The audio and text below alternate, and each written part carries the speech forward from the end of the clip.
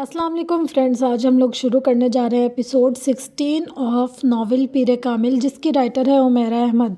कल मेरे साथ सईदा माँ के यहाँ चल सकते हो?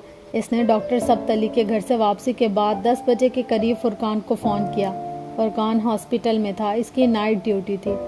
हाँ क्यों नहीं, कोई ख़ास काम? मैं आमना से कुछ बातें करना चाहता हूँ।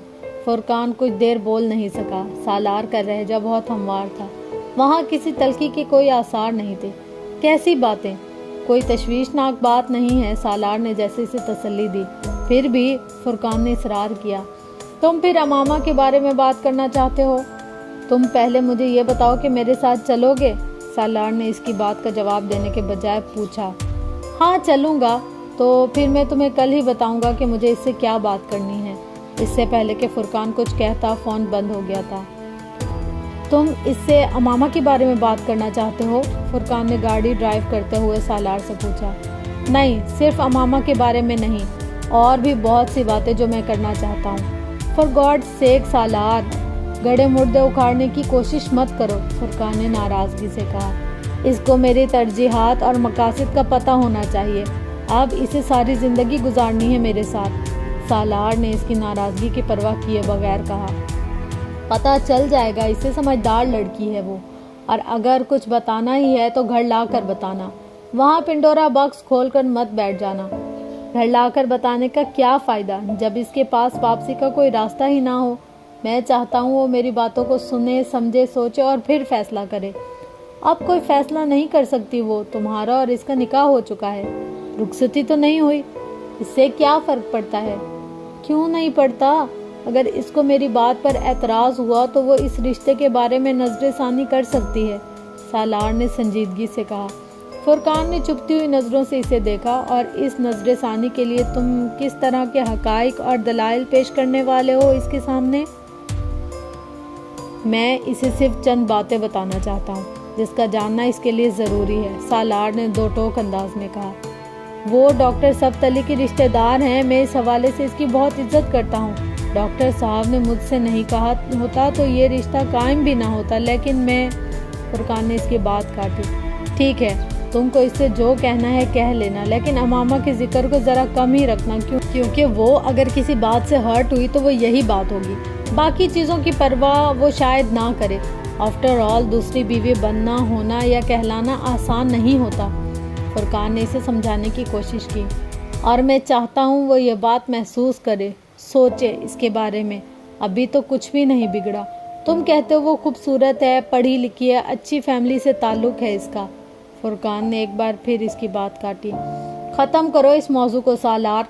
तुमको इससे जो कहना है, इसे जो समझाना है, जाके कह लेना। मैं इससे अकेले में बात करना चाहता हूँ, सालार ने कहा। मैं सईदा माँ से कह दूँगा, वो तुम्हें अकेले में इससे बात करा देंगी, फुरकान ने इसकी बात पर सर हिलाते हुए कहा। वो आधे घंटे में सईदा माँ के घर पहुँच गए थे। दरवाज़ा सईदा माँ ने ही खोला था और सालार और फुरकान को देखकर वो जैसे खुशी से बेहाल हो गई थी। वो उन दोनों को इसी बैठक नुमा कमरे में लेकर गई थी। सईदा माँ, सालार आमना से तन्हाई में कुछ बातें करना चाहता है, फुरकान ने कमरे में दाखिल होते हुए कहा। सईदा माँ कुछ उलझी। कैसी बातें? वो अब सालार की तरफ देख रही थी। वो खुद भी बैठने के बजाय फुरकान के साथ ही खड़ा था। हैं चंद बातें जो वो उससे करना चाहता है, मगर परेशानी वाली कोई बात नहीं, फुरकान ने उन्हें तसल्ली दी। सईदा माँ एक बार फिर सालार को देखने लगी। इसने नज़रें चुरा ली।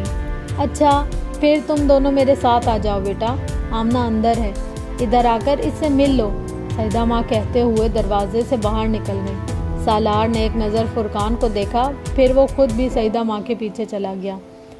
बैठक बैरूनी दरवाजे के बाएं जानिब थी। दाएं जानिब ऊपर जाने वाली सीढ़ियाँ थी। बैरूनी दरवाजे से कुछ आगे बिल्कुल सामने कुछ सीढ़ियाँ चढ़ने के बाद लकड़ी का एक पुराने तर्ज का बहुत बड़ा दरवाज़ा था जो इस वक्त खुला हुआ था। वहाँ सुर्ख ईंटों का बड़ा वसी सहन नज़र आ रहा था। सईदा माँ का रुख उन्हीं सीढ़ियों की तरफ था। सालार उनसे कुछ फासले पर था।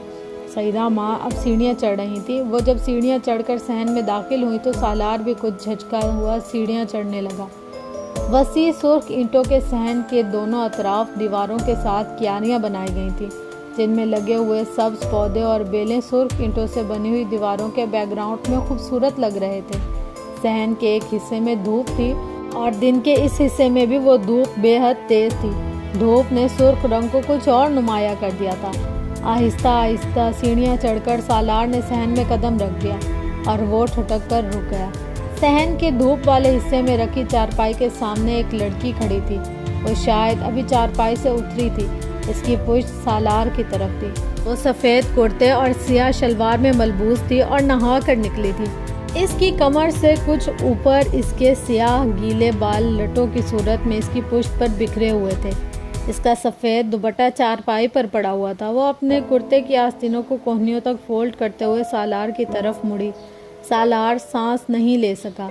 इसने ज़िंदगी में इससे ज़्यादा खूबसूरत लड़की नहीं देखी थी, या फिर इसे इस लड़की से ज़्यादा खूबसूरत कोई नहीं लगा था। वो यकीनन आमना थी। इसके घर में आमना के अलावा और कौन हो सकता था। वो आगे नहीं बढ़ सका। वो इससे नज़रें नहीं हटा सका। किसी ने इसके दिल को मुट्ठी में ले लिया था। धड़कन रुकी थी या रवां, वो जान नहीं सका था। इसके और आमना के दरमियान बहुत फासला था। आस्तीन मोड़ते हुए आमना की पहली नज़र सईदा माँ पर पड़ी। सालार बेटा आया है। सईदा माँ बहुत आगे बढ़ आई थी। आमना ने गर्दन को तिरछा करते हुए सहन के दरवाजे की तरफ देखा था। सालार ने भी ठटकते देखा था। फिर वो मुड़ी। इसकी पुश्त एक बार फिर सालार की तरफ थी। सालार ने इसे झुकते और चारपाई से दुपट्टा उठाते देखा था। दुपट्टे को सीने पर फैलाते हुए इसने इसके एक पल्लू के साथ अपने सर और पुश्त को भी ढांप लिया था। सालार अब इसकी पुश्त पर बिखरे बालों को नहीं देख सका था, मगर इसे आमना के इत्मीनान ने हैरान किया था। वहाँ कोई घबराहट, कोई जल्दी, कोई हैरानी नहीं थी। सईदा माँ ने मुड़कर सालार को देखा, फिर इसे दरवाजे में ही खड़े देखकर उन्होंने कहा, अरे बेटा, वहाँ क्यों खड़े हो? अंदर आओ, तुम्हारा अपना ही घर है। आमना ने दुपट्टा ओढ़ने के बाद मुड़कर इसे एक बार फिर देखा। वो अब भी इसे ऐसे ही देख रहा था, पलके झपकाए बगैर, दम बखुद, बेहिस्सो हरकत। आमना के चेहरे पर एक रंग आकर गुजर गया। वह अब आगे गया था। ये आमना है, मेरी बेटी। सईदा माँ ने इसके करीब आने पर तारुफ करवाया। अस्सलाम वालेकुम, सालार ने आमना को कहते सुना। वो कुछ बोल नहीं सका। वो इससे चंद कदमों के फासले पर खड़ी थी। इसे देखना मुश्किल हो गया था। वो नर्वस हो रहा था। आमना ने इसकी घबराहट को महसूस कर लिया था। सालार तुमसे कुछ बातें करना चाहता है, सईदा माँ ने आमना को बताया। आमना ने एक बार फिर सालार को देखा। दोनों की नज़रें मिली। दोनों ने बैक वक्त नज़रें चुराईं। आमना ने सईदा माँ को देखा और सालार ने आमना की कलाइयों तक मेहंदी के नक्शो निगार से भरे हाथों को। यकदम इसे लगा वो इस लड़की से कुछ नहीं कह सकता।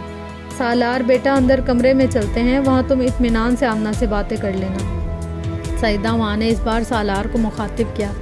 सईदा माँ कहते हुए अंदर बरामदे की तरफ बढ़ी। सालार ने आमना को सर झुकाया, उनकी पैरवी करते हुए देखा। वो वहीं खड़ा इसे अंदर जाता देख रहा था। सईदा माँ कमरे का दरवाज़ा खोलकर अंदर दाखिल हुई। आमना ने दरवाजे के पास पहुंचकर मुड़ते मुड़ते इसे देखा। सालार ने बुर्क रफ्तारी से नज़रें झुका लीं। आमना ने मुड़कर इसे देखा, फिर शायद वो हैरान हुई। सालार अंदर क्यों नहीं आ रहा था? सालार ने इसकी तरफ देखे बगैर सर झुकाए कदम आगे बढ़ा दिया। आमना कुछ मुतमईन होकर मुड़कर कमरे में दाखिल हो गई। सालार जब कमरे में दाखिल हुआ तो सईदा माँ पहले ही एक कुर्सी पर बैठ चुकी थी। आमना लाइट ऑन कर रही थी। सालार को धूप से अंदर आकर खनकी का एहसास हुआ। बैठो बेटा, सईदा माँ ने एक कुर्सी इसकी तरफ इशारा करते हुए कहा। सालार कुर्सी पर बैठ गया।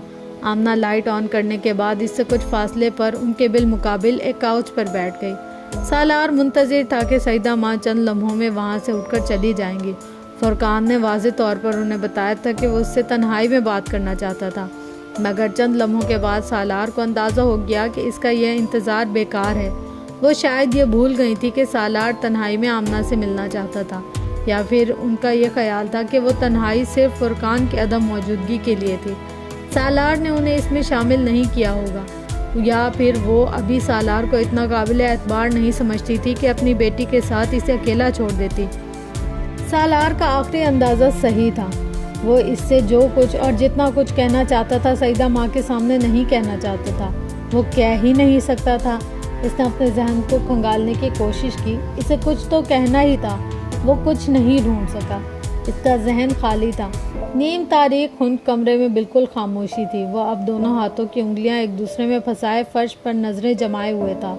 आमना ने कमरे में कोई फैंसी लाइट्स रोशन की। اونچی دیواروں والا فرنیچر سے بھرا ہوا وہ وسیع و عریض کمرہ شاید سیٹنگ روم کے طور پر استعمال ہوتا تھا۔ اس میں بہت زیادہ دروازے تھے اور تمام دروازے بند تھے۔ کمرے میں موجود واحد کھڑکی برآمدے میں کھلتی تھی اور اس کے آگے پردے تھے۔ فرش کو بھاری بھرکم میرون نقش و نگار والے قالین سے ڈھکا گیا تھا اور فینسی لائٹ کمرے کو پوری طرح روشن کرنے میں ناکام ہو رہی تھی۔ کم از کم کمرے میں سالار کو تاریکی ہی محسوس ہو رہی تھی۔ شاید یہ اس کے احساسات تھے یا پھر مجھے اپنے آپٹیشن سے آج ضرور ملنا چاہیے۔ قریب کے ساتھ ساتھ شاید میری دور کی بھی نظر کمزور ہو گئی ہے، سالار نے مایوسی سے سوچا۔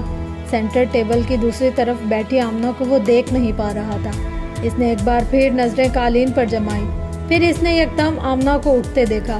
وہ دیوار کے پاس جا کر کچھ اور لائٹس آن کر رہی تھی۔ کمرہ ٹیوب لائٹ کی روشنی میں جگمگا اٹھا۔ فینسی لائٹ بند ہو گئی۔ سالار حیران ہوا، آمنہ نے پہلے ٹیوب لائٹ آن کیوں نہیں کی تھی؟ پھر اچانک اسے احساس ہوا وہ بھی نروس تھی۔ آمنہ دوبارہ پھر اس کے سامنے کاؤچ پر آ کر نہیں بیٹھی، وہ اس سے کچھ فاصلے پر سعیدہ ماں کے پاس ایک کرسی پر بیٹھی تھی۔ سالار نے اس بار اسے دیکھنے کی کوشش نہیں کی، وہ اسی طرح قالین کو گھورتا رہا۔ سعیدہ ماں کا صبر بالآخر جواب دے گیا۔ کچھ دیر بعد انہوں نے کھنگار کر سالار کو متوجہ کیا۔ کرو بیٹا وہ باتیں جو تم نے آمنہ سے تنہائی میں کرنی تھی، انہوں نے سالار کو بڑے پیار سے یاد دلایا۔ اتنی دیر سے چپ بیٹھے ہو، میرا تو دل ہول رہا ہے۔ سالار نے ایک گہرا سانس لیا، پھر سعیدہ ماں اور آمنہ کو باری باری دیکھا۔ کچھ نہیں، میں بس انہیں دیکھنا چاہتا تھا، اس نے اپنے لہجے کو حتی الامکان ہموار رکھتے ہوئے کہا۔ سعیدہ ماں کے چہرے پر بشاشت آ گئی۔ تو اتنی سی بات تھی اور فرقان نے مجھے ڈرا ہی دیا۔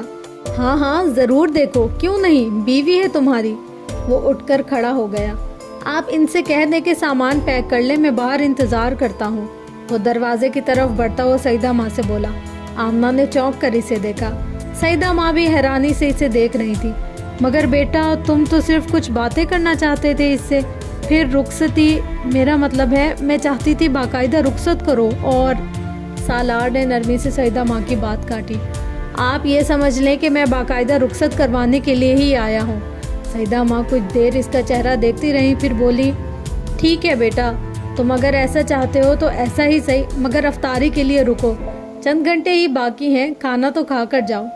نہیں، مجھے اور فرقان کو کچھ کام ہے، میں اسے صرف 1 گھنٹے کے لیے لے کر آیا تھا، زیادہ دیر رکنا ممکن نہیں ہے میرے لیے، وہ کھڑے کھڑے کہہ رہا تھا۔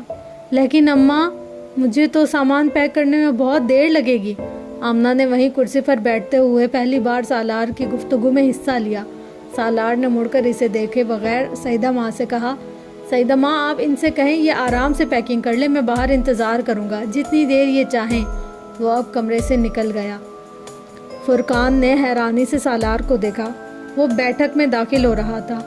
تم اتنی جلدی واپس آ گئے؟ میں تو سوچ رہا تھا تم خاصی دیر کے بعد واپس آؤ گے۔ سالار جواب میں کچھ کہنے کے بجائے بیٹھ گیا۔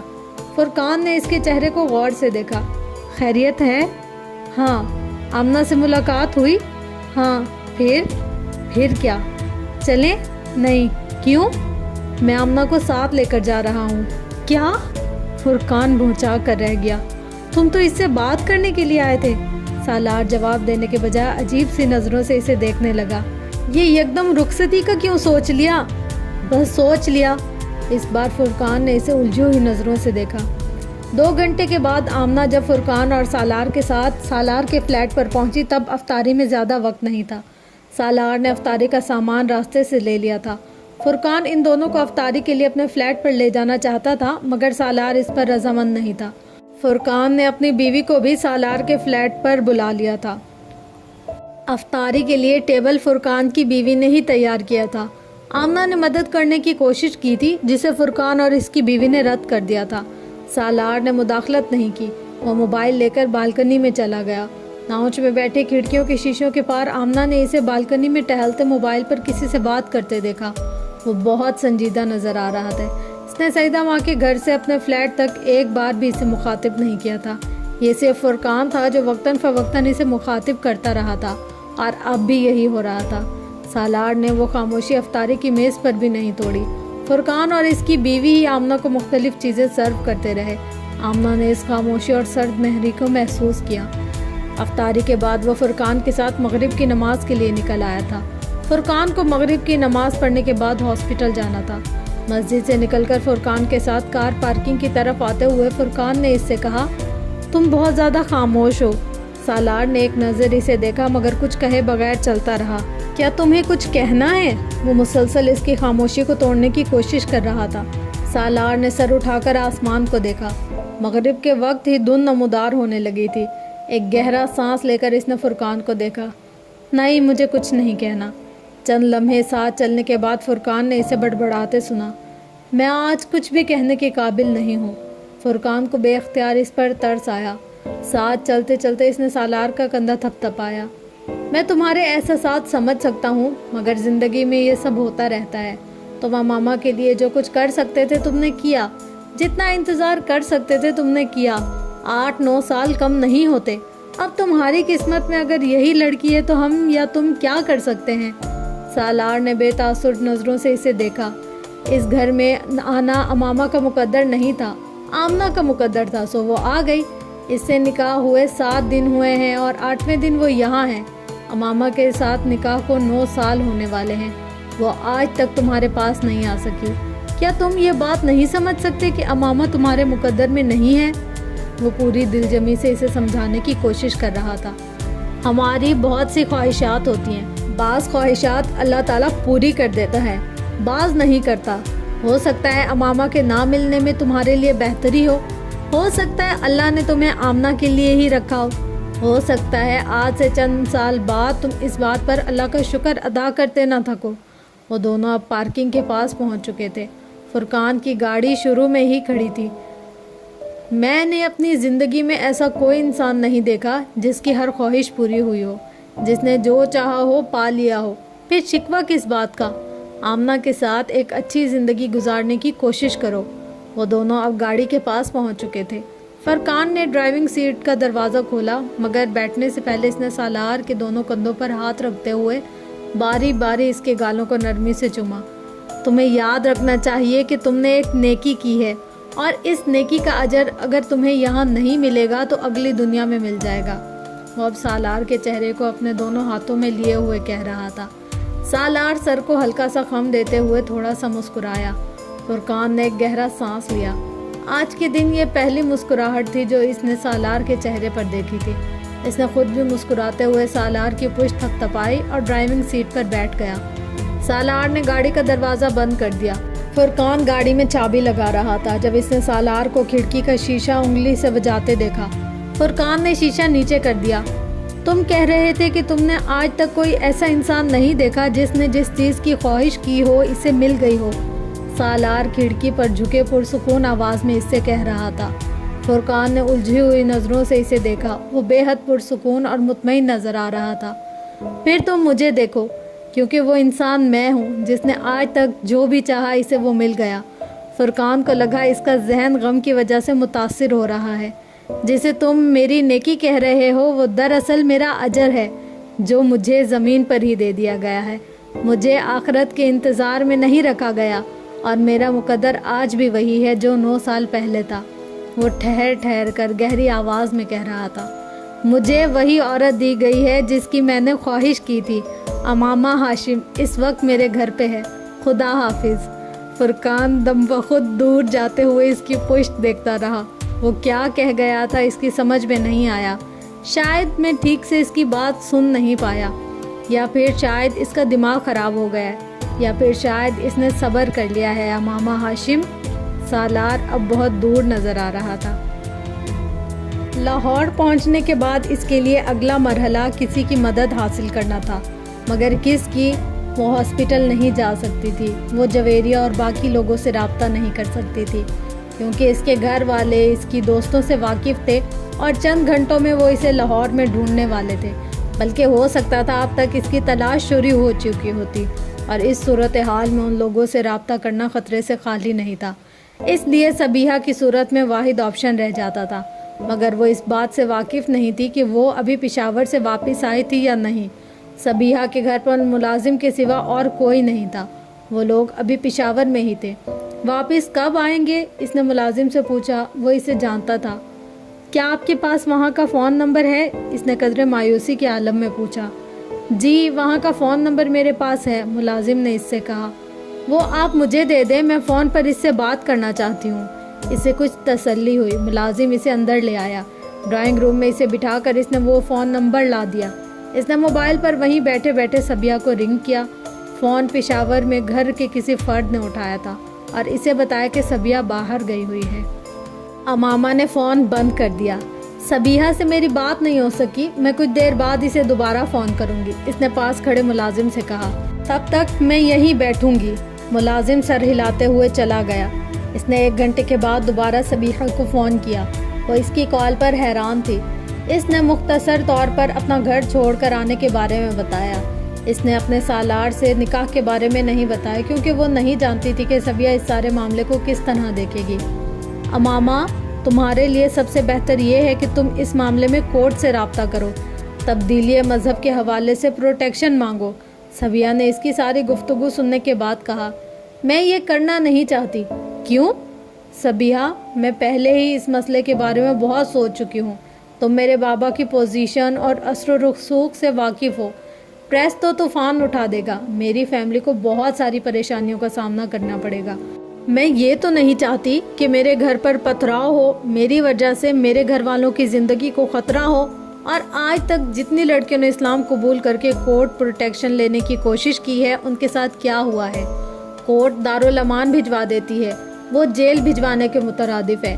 کیس کا فیصلہ کتنی دیر تک ہو کچھ پتہ نہیں۔ گھر والے ایک کے بعد ایک کیس فائل کرتے رہتے ہیں، کتنے سال اسی طرح گزر جائیں گے کچھ پتہ نہیں ہوتا۔ اگر کسی کو کورٹ آزاد رہنے کی اجازت دے بھی دے تو وہ لوگ اتنے مسئلے کھڑے کرتے رہتے ہیں کہ بہت ساری لڑکیاں واپس گھر والوں کے پاس چلی جاتی ہیں۔ میں نہ تو دارالامان میں اپنی زندگی برباد کرنا چاہتی ہوں، نہ ہی لوگوں کی نظروں میں آنا چاہتی ہوں۔ میں نے خاموشی کے ساتھ گھر چھوڑا ہے اور میں اسی خاموشی کے ساتھ اپنی زندگی گزارنا چاہتی ہوں۔ میں تمہاری بات سمجھ سکتی ہوں امامہ، لیکن مسائل تو تمہارے لیے ابھی بھی کھڑے کیے جائیں گے۔ وہ تمہیں تلاش کرنے کے لیے ایڑی چوٹی کا زور لگا دیں گے، اور ان لوگوں کے لیے مسائل پیدا ہوں گے جو تمہیں پناہ دیں گے، اور وہ جب تمہیں ڈھونڈنا شروع کریں گے تو مجھ تک پہنچنا تو ان کے لیے بہت آسان ہوگا۔ تمہاری مدد کر کے ہمیں بہت خوشی ہوگی، مگر میرے ابو یہی چاہیں گے کہ مدد چھپ کر کرنے کے بجائے کھل کر کی جائے، اور کورٹ اس معاملے میں یقیناً تمہارے حق میں اپنا فیصلہ دے گی۔ تم ابھی میرے گھر پر ہی رہو، میں اس بارے میں ملازم کو کہہ دیتی ہوں اور آج میں ابو سے بات کرتی ہوں، ہم کوشش کریں گے کل لاہور واپس آ جائیں۔ امامہ نے ملازم کو بلا کر فون اس کے حوالے کر دیا۔ صبیحہ نے ملازم کو کچھ ہدایت دی، پھر رابطہ منقطع ہو گیا۔ میں صبیحہ بی بی کا کمرہ کھول رہا ہوں، آپ وہاں چلی جائیں، ملازم نے اس سے کہا۔ وہ صبیحہ کے کمرے میں چلی آئی، مگر اس کی تشویش اور پریشانی میں اضافہ ہو گیا۔ وہ صبیحہ کے نقطہ نظر کو سمجھ سکتی تھی۔ وہ یقیناً یہ نہیں چاہتی تھی کہ خود صبیحہ اور اس کی فیملی پر کوئی مصیبت آئے۔ اس معاملے میں صبیحہ کے اندیشے درست تھے۔ اگر ہاشم مبین کو یہ پتہ چل جاتا کہ اسے صبیحہ کی فیملی نے پناہ دی تھی تو وہ ان کے جانی دشمن بن جاتے۔ شاید اس لیے صبیحہ نے اس سے قانونی مدد لینے کے لیے کہا تھا، مگر یہ راستہ اس کے لیے زیادہ دشوار تھا۔ جماعت کے اتنے بڑے لیڈر کی بیٹی کا اس طرح مذہب چھوڑ دینا پوری جماعت کے منہ پر تماچے کے مترادف تھا، اور وہ جانتے تھے کہ اس سے پورے ملک میں جماعت اور خود ان کے خاندان کو کتنی ذک پہنچے گی، اور وہ اس بے عزتی سے بچنے کے لیے کسی حد تک جا سکتے تھے۔ امامہ جانتی نہیں تھی مگر اسے اندازہ کر سکتی تھی۔ وہ صبیحہ کے کمرے میں داخل ہو رہی تھی جب اس کے ذہن میں ایک جھماکے کے ساتھ سیدہ مریم سبت علی کا خیال آیا۔ وہ صبیحہ کی دوست اور کلاس فیلو تھی، وہ اس سے کئی بار ملتی رہی تھی۔ ایک بار صبیحہ کے گھر پر ہی مریم کو اس کے قبول اسلام کا پتہ چلا تھا۔ وہ شاید صبیحہ کی واحد دوست تھی جسے صبیحہ نے امامہ کے بارے میں بتا دیا تھا، اور مریم بہت حیران نظر آئی۔ تمہیں اگر کبھی میری مدد کی ضرورت ہو تو مجھے ضرور بتانا، بلکہ بلا جھجک میرے پاس آ جانا، اس نے بڑی گرم جوشی کے ساتھ امامہ سے ہاتھ ملاتے ہوئے کہا۔ بعد میں بھی امامہ سے ہونے والی ملاقاتوں میں وہ ہمیشہ اس سے اسی گرم جوشی کے ساتھ ملتی رہی تھی۔ وہ نہیں جانتی تھی کہ اسے اس کا کیوں خیال آیا تھا، وہ کس حد تک اس کی مدد کر سکتی تھی، مگر اس وقت اس نے اس سے بھی رابطہ کرنے کا فیصلہ کیا۔ اس نے موبائل سے فون کرنا چاہا مگر موبائل کی بیٹری ختم ہو چکی تھی۔ اس نے اسے ریچارج کرنے کے لیے لگایا اور خود لاؤنج میں آ کر اپنی ڈائری سے مریم کا نمبر ڈائل کرنے لگی۔ فون ڈاکٹر سبت نے اٹھایا تھا۔ میں مریم سے بات کرنا چاہتی ہوں, میں ان کی دوست ہوں. اس نے اپنا تعارف کروایا. اس نے پہلی بار مریم کو فون کیا تھا. میں بات کرواتا ہوں, انہوں نے فون ہولڈ رکھنے کا کہا. کچھ سیکنڈز کے بعد امامہ نے دوسری طرف مریم کی آواز سنی. ہیلو مریم, میں امامہ بات کر رہی ہوں. امامہ ہاشم؟ مریم نے حیرانی سے پوچھا. ہاں, مجھے تمہاری ضرورت ہے. وہ اسے اپنے بارے میں بتاتی گئی. دوسری طرف مکمل خاموشی تھی. جب اس نے بات ختم کی تو مریم نے کہا, تم اس وقت کہاں ہو؟ میں صبیہ کے گھر پر ہوں. مگر صبیہ کے گھر پر کوئی نہیں ہے, صبیہ پشاور میں ہے. اس نے صبیہ کے ساتھ ہونے والی گفتگو کے بارے میں اسے نہیں بتایا. تم وہیں رہو, میں ڈرائیور کو بھجواتی ہوں, تم اپنا سامان لے کر اس کے ساتھ آ جاؤ. میں اتنی دیر میں اپنے امی ابو سے بات کرتی ہوں. اس نے فون بند کرتے ہوئے کہا. یہ صرف اتفاق تھا کہ اس نے ڈاکٹر سب کے گھر جانے والی کال سالار کے موبائل سے نہیں کی تھی, ورنہ سکندر عثمان ڈاکٹر سب تلی کے گھر بھی پہنچ جاتے. اور اگر امامہ کو یہ خیال آ جاتا کہ وہ موبائل کے بل سے اسے ٹریس آؤٹ کرنے کی کوشش کریں گے تو وہ لاہور آ کر ایک بار بھی موبائل استعمال نہ کرتی. یہ ایک اور اتفاق تھا کہ ڈاکٹر سبت علی نے اپنے آفس کی گاڑی اور ڈرائیور کو اسے لینے کے لیے بھجوایا تھا, ورنہ صبیہ کا ملازم مریم کی گاڑی اور ڈرائیور کو پہچان لیتا, کیونکہ مریم اکثر وہاں آیا کرتی تھی اور صبیہ کے ساتھ ساتھ وہ لوگ بھی یہ جان جاتے کہ وہ صبیہ کے گھر سے کہاں گئی تھی. آدھے گھنٹے بعد ملازم نے ایک گاڑی کے آنے کی اطلاع دی. وہ اپنا بیگ اٹھانے لگی. کیا آپ جا رہی ہیں؟ ہاں, مگر صبیہ بیوی تو کہہ رہی تھی کہ آپ یہاں رہیں گی. نہیں, میں جا رہی ہوں. اگر صبیہ کا فون آئے تو آپ اسے بتا دیں کہ میں چلی گئی ہوں. اس نے دانستہ طور پر اسے یہ نہیں بتایا کہ وہ مریم کے گھر جا رہی تھی. وہ پہلی بار مریم کے گھر گئی تھی. اس کا خیال تھا کہ وہاں جا کر اسے ایک بار پھر مریم اور اس کے والدین کو اپنے بارے میں سب کچھ بتانا پڑے گا. وہ ذہنی طور پر خود کو سوالوں کے لیے تیار کر کے گئی تھی, مگر ایسا کچھ نہیں ہوا تھا. ہم لوگ تو ناشتہ کر چکے, تم ناشتہ کرو گی؟ مریم نے پورچ میں اس کا استقبال کیا تھا اور اسے اندر لے جاتے ہوئے کہا تھا. اندر لاؤنج میں ڈاکٹر سبت علی اور ان کی بیوی سے اس کا تعارف کروایا گیا. وہ بڑے اتفاق سے ملے. امامہ کے چہرے پر اتنی راسمینگی اور پریشانی تھی کہ ڈاکٹر سبت علی کو اس پر ترس آیا. میں کھانا لگواتی ہوں مریم, تم اس کا کمرہ دکھا دو اسے تاکہ یہ کپڑے چینج کر لے, سبت علی کی بیوی نے مریم سے کہا. وہ جب کپڑے بدل کر آئی تو ناشتہ لگ چکا تھا. اس نے خاموشی سے ناشتہ کیا. امامہ, اب آپ جا کر سو جائیں, میں آفس جا رہا ہوں. شام کو واپسی پر ہم آپ کے مسئلے پر بات کریں گے. ڈاکٹر سبت علی نے اسے ناشتہ ختم کرتے دیکھ کر کہا. مریم, تم اسے کمرے میں لے جاؤ. وہ خود لانچ سے نکل گئے تھے. وہ مریم کے ساتھ اپنے کمرے میں چلی گئی. امامہ, اب تم سو جاؤ, تمہارے چہرے سے لگ رہا ہے کہ تم پچھلے کئی گھنٹوں سے نہیں سوئی. عام طور پر تھکن اور پریشانی میں نیند نہیں آتی اور تم اس وقت اس کا شکار ہو گئی ہو. میں تمہیں کوئی ٹیبلٹ لا کر دیتی ہوں, اگر نیند آ گئی تو ٹھیک, ورنہ ٹیبلٹ لے لینا. وہ کمرے سے باہر نکل گئی. کچھ دیر بعد اس کی واپسی ہوئی. پانی کا گلاس اور ٹیبلٹ بیڈ کی سائڈ ٹیبل پر رکھتے ہوئے اس نے کہا. تم بالکل ریلیکس ہو کر سو جاؤ, سب کچھ ٹھیک ہو جائے گا. تم سمجھو کہ تم اپنے گھر میں ہو. وہ کمرے کی لائٹ آف کرتی ایک بار پھر کمرے سے باہر نکل گئی. صبح کے 9:30 بج رہے تھے, مگر ابھی تک باہر بہت دھند تھی اور کمرے کی کھڑکیوں پر پردے ہونے کی وجہ سے کمرے میں اندھیرا کچھ اور گہرا ہو گیا تھا. اس نے کسی معمول کی طرح ٹیبلٹ پانی کے ساتھ نگلی. اس کے بغیر نیند آنے کا سوال ہی پیدا نہیں ہوتا تھا. اس کے ذہن میں اتنے بہت سارے خیالات آ رہے تھے کہ بیڈ پر لیٹ کر نیند کا انتظار کرنا مشکل ہو جاتا. چند منٹوں کے بعد اس نے اپنے اعصاب پر ایک غنودگی طاری ہوتی ہوئی محسوس کی. وہ جس وقت دوبارہ اٹھی اس وقت کمرہ مکمل طور پر تاریک ہو چکا تھا. وہ بیڈ سے اٹھ کر دیوار کی طرف گئے اور اس نے لائٹ جلا دی. وال کلاک پر رات کے 11:30 بج رہے تھے. وہ فوری طور پر اندازہ نہیں کر سکی کہ یہ اتنی لمبی نیند ٹیبلٹ کا اثر تھی یا پھر پچھلے کئی گھنٹوں سے صحیح طرح نہ سو سکنے کی. وہ جو کچھ بھی تھا, وہ صبح سے بہت بہتر حالت میں تھی. اسے بے حد بھوک لگ رہی تھی, مگر وہ یہ نہیں جانتی تھی کہ گھر کے افراد اس وقت جاگ رہے ہوں گے یا نہیں. بہت آہستگی سے وہ دروازہ کھول کر لاؤنج میں نکل آئی. ڈاکٹر سبت علی لاؤنج کے ایک صوفے پر بیٹھے کوئی کتاب پڑھ رہے تھے. دروازہ کھلنے کی آواز سن کر انہوں نے سر اٹھا کر دیکھا اور اسے دیکھ کر مسکرائے. اچھی نیند آئی؟ وہ بڑی بشاشت سے بولے. جی. اس نے مسکرانے کی کوشش کی. اب ایسا کریں کہ وہ سامنے کچن ہے, وہاں چلی جائیں. کھانا رکھا ہوا ہے, گرم کریں, وہاں ٹیبل پر ہی کھا لیں. اس کے بعد چائے کے 2 کپ بنائیں اور یہاں آ جائیں. वो कुछ कहे बगैर किचन में चली गई। फ्रिज में रखा हुआ खाना निकाल कर इसने गर्म किया और खाने के बाद चाय लेकर लाउंज में आ गई। चाय का एक कप बनाकर इसने डॉक्टर सब्तली को दिया। वो किताब मेज़ पर रख चुके थे। दूसरा कप लेकर वो उनके बिलमुकाबिल दूसरे सोफे पर बैठ गई। वो अंदाज़ा कर चुकी थी कि वो इससे कुछ बातें करना चाहते थे। चाय बहुत अच्छी है, उन्होंने एक सिप लेकर मुस्कुराते हुए कहा। वो इतनी नर्वस थी कि उनकी तारीफ पर मुस्कुरा सकी न शुक्रिया अदा कर सकी। वो सिर्फ उन्हें देखती रही। अमामा, आपने जो फैसला किया है इसके सही होने में कोई दो राय नहीं हो सकती, मगर फैसला बहुत बड़ा है और इतने बड़े फैसले करने के लिए बहुत हिम्मत की ज़रूरत होती है, ख़ास तौर पर इस कम उम्र में। मगर बाज़ दफ़ा फ़ैसले करने के लिए इतनी जुर्रत की ज़रूरत नहीं होती जितनी उन पर कायम रहने के लिए होती है। आपको कुछ अरसे बाद इसका अंदाज़ा होगा। वो बड़े ठहरे हुए लहजे में कह रहे थे। मैं आपसे ये जानना चाहता हूँ कि क्या तब्दीली मज़हब का फ़ैसला सिर्फ मज़हब के लिए है या कोई और वजह भी है? वो चौंक कर उन्हें देखने लगी। मेरा ख़याल है मुझे ज़्यादा वाज़े तौर पर यह सवाल पूछना चाहिए। कहीं ऐसा तो नहीं कि आप किसी लड़के में दिलचस्पी रखती हैं और इसके कहने पर या इसके लिए आपने घर से निकलने का फ़ैसला किया हो या मज़हब बदलने का?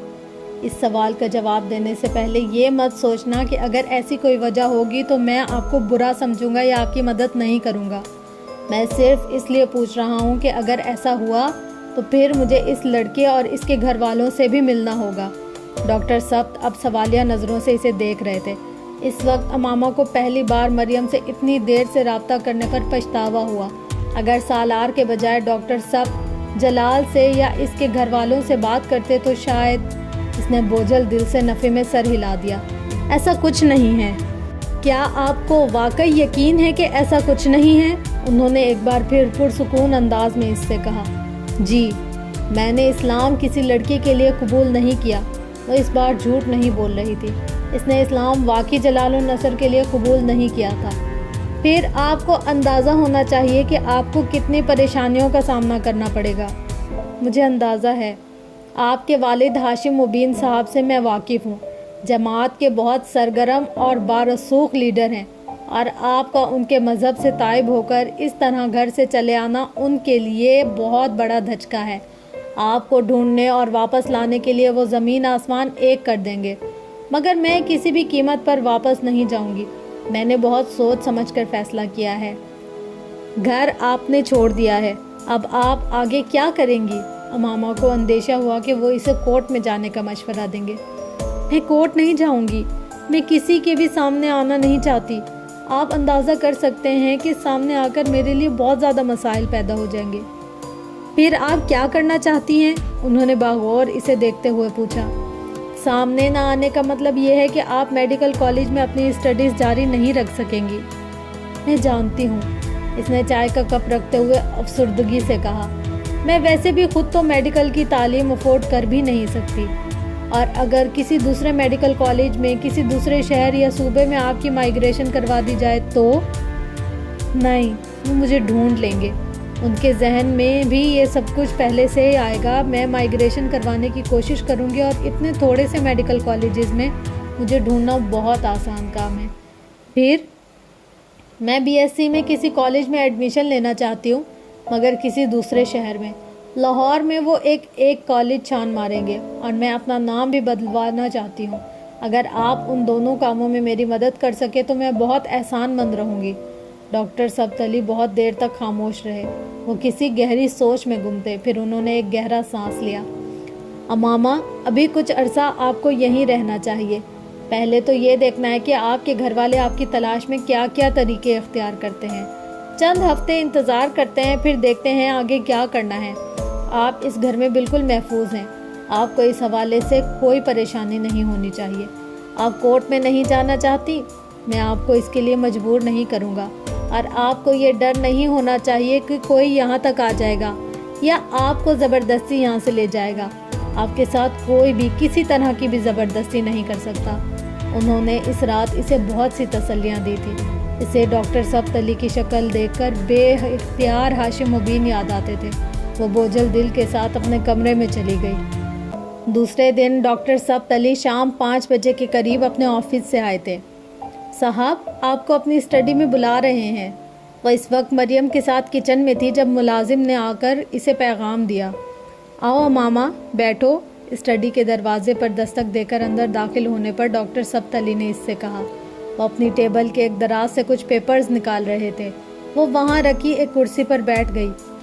آج میں نے کچھ معلومات کروائی ہے آپ کے بارے میں کہ آپ کے گھر والے آپ کی تلاش میں کہاں تک پہنچے ہیں اور کیا کر رہے ہیں۔ انہوں نے دروازہ بند کرتے ہوئے کہا، یہ سالار سکندر کون ہے؟ ان کے اگلے سوال نے اس کے دل کی دھڑکن کو چند لمحوں کے لیے روک دیا تھا۔ وہ اب کرسی پر بیٹھے اسے باغور دیکھ رہے تھے۔ اس کے چہرے کی فک ہوتی ہوئی رنگت نے انہیں بتا دیا تھا کہ وہ نام امامہ کے لیے اجنبی نہیں تھا۔ سالار ہمارے ساتھ والے گھر میں رہتا ہے، اس نے اٹکتے ہوئے کہا۔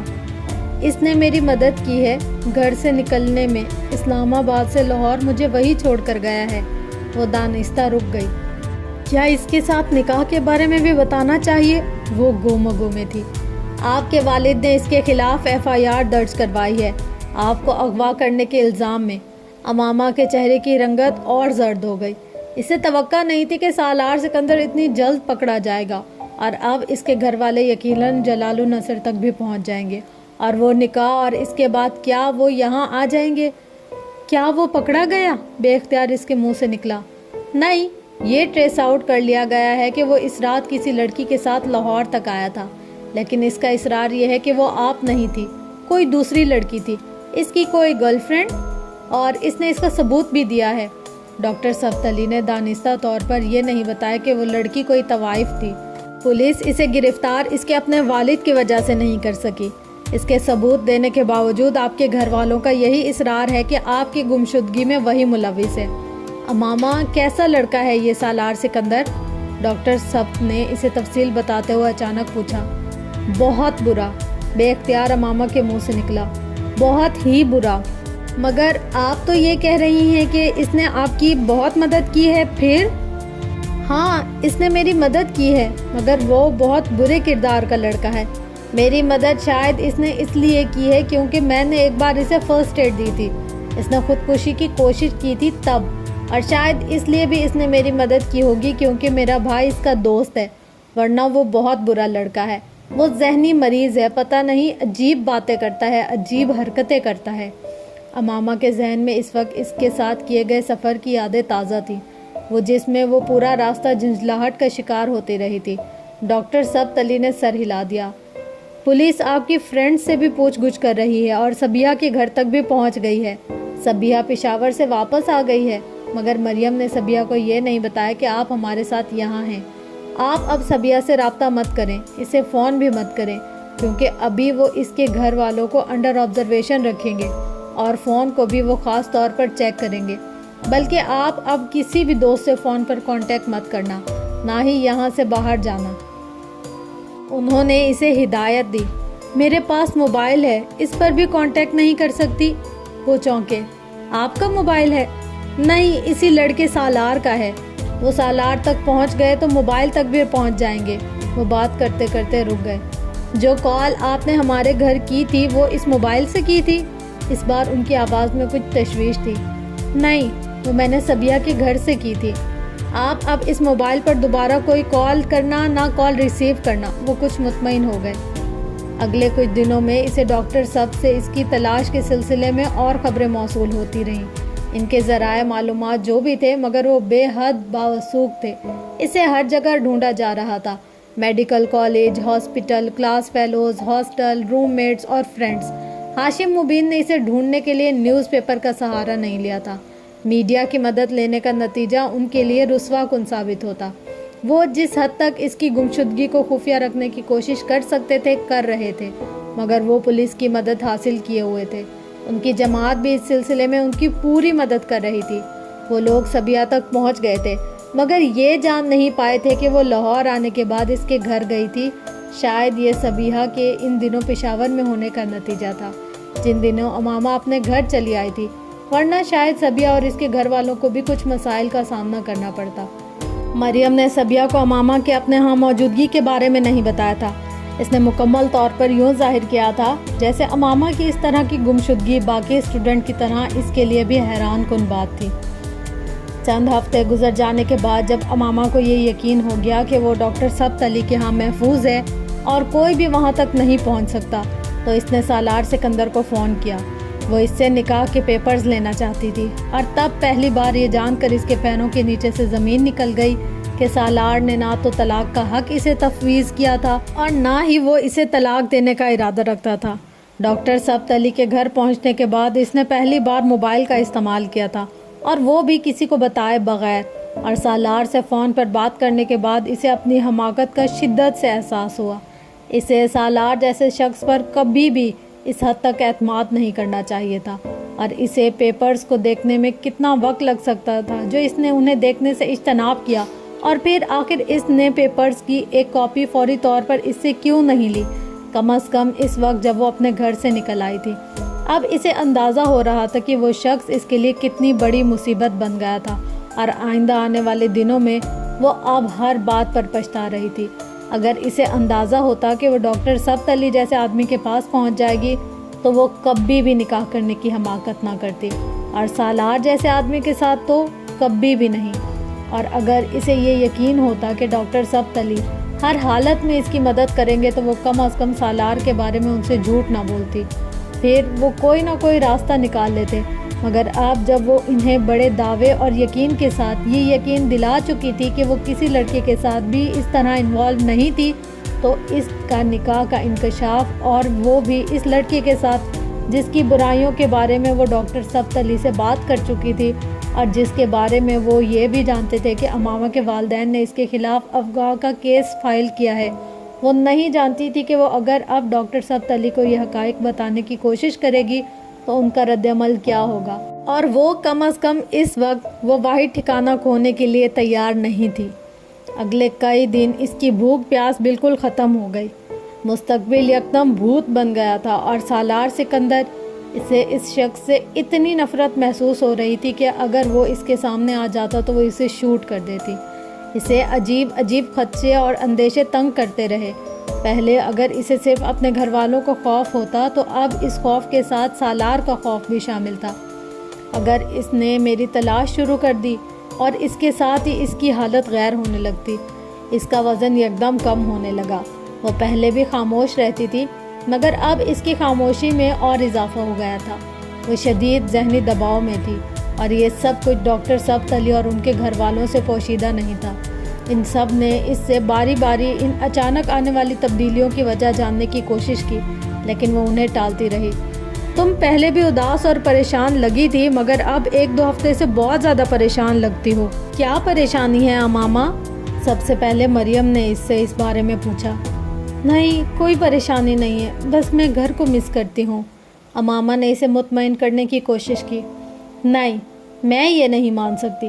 آخر اب اچانک اتنا کیوں مس کرنے لگی انہیں کہ کھانا پینا بھول گئی، چہرہ زرد ہو گیا ہے، آنکھوں کی گرد ہلکے پڑنے لگے اور وزن کم ہوتا جا رہا ہے۔ کیا تم بیمار ہونا چاہتی ہو؟ وہ مریم کی کہی ہوئی بات کو رد نہیں کر سکتی تھی۔ وہ جانتی تھی کہ اس کی ظاہری حالت دیکھ کر کوئی بھی اس کی پریشانی کا اندازہ بآسانی لگا سکتا تھا، اور شاید یہ اندازہ بھی یہ کہ پریشانی کسی نئے مسئلے کا نتیجہ تھی، مگر وہ اس معاملے میں بے بس تھی۔ وہ سالار کے ساتھ ہونے والے نکاح اور اس سے متعلقہ خدشات کو اپنے ذہن سے نکال نہیں پا رہی تھی۔ مجھے اب اپنے گھر والے زیادہ یاد آنے لگے ہیں، جوں دن گزر رہے ہیں وہ مجھے زیادہ یاد آ رہے ہیں، امامہ نے مدھم آواز میں اس سے کہا، اور یہ جھوٹ نہیں تھا۔ اسے واقعی اب اپنے گھر والے پہلے سے زیادہ یاد آنے لگے تھے۔ وہ کبھی بھی اتنا لمبا عرصہ ان سے الگ نہیں رہی تھی، اور وہ بھی مکمل طور پر اس طرح کٹ کر۔ لاہور ہاسٹل میں رہتے ہوئے بھی وہ مہینے میں 1 بار ضرور اسلام آباد جاتی تھی، اور 1-2 بار وسیم یا ہاشم مبین لاہور اس سے ملنے چلے آتے تھے، اور فون تو وہ اکثر ہی کرتی رہتی تھی۔ مگر اب یکدم اسے یوں لگنے لگا جیسے وہ سمندر میں موجود کسی ویران جزیرے پر آن بیٹھی ہو، جہاں دور دور تک کوئی تھا ہی نہیں، اور وہ چہرے جن سے اسے سب سے زیادہ محبت تھی وہ خوابوں اور خیالوں کے علاوہ نظر آ ہی نہیں سکتے تھے۔ پتہ نہیں مریم اس کے جواب سے مطمئن ہوئی یا نہیں، مگر اس نے موضوع بدل لیا تھا۔ شاید اس نے سوچا ہوگا کہ اس طرح اس کا ذہن بٹ جائے گا۔ ڈاکٹر سبت علی کی 3 بیٹیاں تھیں، مریم ان کی تیسری بیٹی تھی۔ ان کی بڑی دونوں بیٹیوں کی شادی ہو چکی تھی۔ جبکہ مریم ابھی میڈیکل کالج کی تعلیم حاصل کر رہی تھی۔ ڈاکٹر سبت نے امامہ کو اپنی بڑی دونوں بیٹیوں سے بھی متعارف کروایا۔ وہ دونوں بیرون شہر مقیم تھی اور ان کا زیادہ تر فون کے ذریعے ہی رابطہ ہوتا تھا، مگر یہ اتفاق ہی تھا کہ امامہ کے وہاں آنے کے چند ہفتوں کے دوران وہ دونوں باری باری کچھ دنوں کے لیے وہاں آئی۔ امامہ سے ان کا رویہ مریم سے مختلف نہیں تھا۔ ان کے رویے میں اس کے لیے محبت اور مانوسیت کے علاوہ کچھ نہیں تھا، لیکن امامہ کو انہیں دیکھ کر ہمیشہ اپنی بڑی بہنیں یاد آ جاتی اور پھر جیسے سب کچھ یاد آ جاتا، اپنا گھر، بابا، بڑے بھائی وسیم اور سعد سے اس کا کوئی خونی رشتہ نہیں تھا۔ ان کی جماعت کے بااثر خاندان اپنے گھروں میں اولاد ہونے کے باوجود بے سہارا یتیم بچوں میں سے کسی ایک لڑکے کو گود میں لینے کی کوشش کرتے تھے۔ یہ اپنی جماعت کے افراد کی مستقبل میں تعداد بڑھانے کی کوشش کا ایک ضروری حصہ تھا۔ ایسا بچہ ہمیشہ عام مسلمانوں کے بچوں میں سے ہی ہوتا تھا اور ہمیشہ لڑکا ہوتا تھا۔ سعد بھی اسی سلسلے میں بہت چھوٹی عمر میں اس کے گھر آیا تھا۔ وہ اس وقت اسکول کے آخری سالوں میں تھی اور اسے گھر میں ہونے والے اس عجیب اضافے نے کچھ حیران کیا تھا۔ ہم لوگوں نے اللہ کے احسانات کا شکر ادا کرنے کے لیے سعد کو گود لیا ہے تاکہ ہم بھی دوسرے لوگوں پر احسانات کر سکیں اور نیکی کا یہ سلسلہ جاری رہے، اس کی امی نے اس کے استفسار پر اسے بتایا۔ تم سمجھو وہ تمہارا چھوٹا بھائی ہے؟ تب اسے اپنے بابا اور امی پر بہت فخر ہوا تھا۔ وہ کتنے عظیم لوگ تھے کہ ایک بے سہارا بچے کو اچھی زندگی دینے کے لیے گھر لے آئے تھے، اسے اپنا نام دے رہے تھے، اللہ کی عطا کردہ نعمتوں کو اس کے ساتھ بانٹ رہے تھے۔ اس نے تب غور نہیں کیا کہ ایسا ہی ایک بچہ اس کے تایا اعظم کے گھر پہ بھی تھا، ایسا ہی ایک بچہ اس کے چھوٹے چچا کے گھر پر کیوں تھا؟ ایسے ہی بہت سے دوسرے بچے ان کے جاننے والے کچھ اور بااثر خاندانوں کے گھروں پر کیوں تھے؟ اس کے لیے بس یہی کافی تھا کہ وہ ایک اچھا کام کر رہے تھے۔ ان کی جماعت ایک اچھے کام کی ترویج کر رہی تھی۔ یہ اس نے بہت بعد میں جانا تھا کہ اس اچھے کام کی حقیقت کیا تھی۔ سعد اس سے بہت مانوس تھا۔ اس کا زیادہ وقت امامہ کے ساتھ ہی گزرتا تھا۔ وہ شروع کے کئی سال امامہ کے کمرے میں اس کے بیڈ پر ہی سوتا رہا۔ اسلام قبول کر لینے کے بعد میڈیکل کالج سے وہ جب بھی اسلام آباد آتی، وہ سعد کو حضرت محمد صلی اللہ علیہ وسلم کے بارے میں بتاتی رہتی۔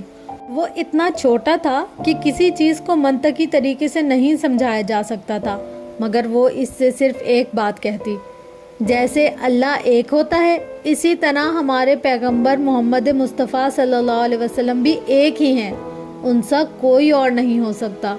وہ اسے ساتھ یہ تاکید بھی کرتی رہتی کہ وہ ان دونوں کی آپس کی باتوں کے بارے میں کسی کو بھی نہیں بتائے، اور امامہ یہ بھی جانتی تھی کہ اس کی یہ کوشش بیکار تھی۔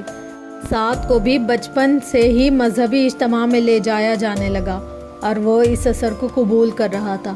وہ ہمیشہ یہی سوچتی کہ وہ میڈیکل کی تعلیم کے بعد سعد کو لے کر اپنے گھر والوں سے الگ ہو جائے گی، اور وہ یہ بھی جانتی تھی کہ یہ کس قدر مشکل کام تھا۔